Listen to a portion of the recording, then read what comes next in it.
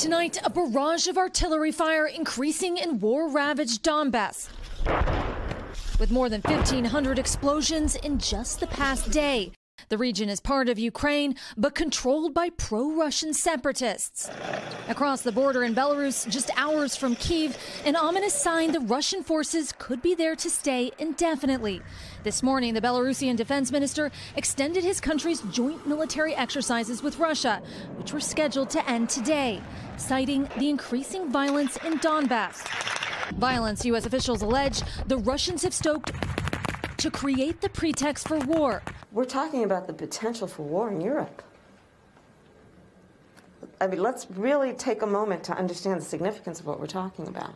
President Biden held an emergency meeting with his National Security Council today. There is still an option for him to pull back. That's what we're trying to do. We're trying to prevent a war. As French President Emmanuel Macron made a last-ditch effort to avert an invasion with a phone call to President Vladimir Putin. Putin blamed the escalation in Donbass on Ukrainian forces and called on the West to respond to his demands for security guarantees.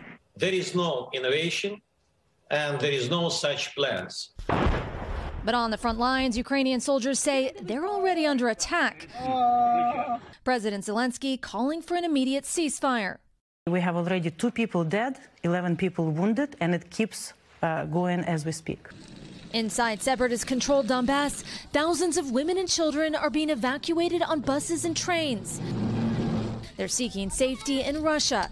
Final destination unknown. I'm afraid because I have 2 little children, afraid that something can happen with them, she says. The men forced to stay and fight for Russia-backed separatists. Men from the age of about 15 or 16 into their 50s aren't let out of the country. So this is something that's splitting a lot of families right now. Families torn apart by a war that has yet to be declared. While tonight in Kyiv, people can only pray that this war will end before it officially begins. Aaron joins us now from Kyiv. So, Aaron, who are we hearing has been evacuated from these separatist regions? Well, Hallie, they're evacuating women and children, but I've been texting one woman in Donbass who says even though she's terrified, she's not going to leave her home. Hallie? Thanks for watching our YouTube channel. Follow today's top stories and breaking news by downloading the NBC News app.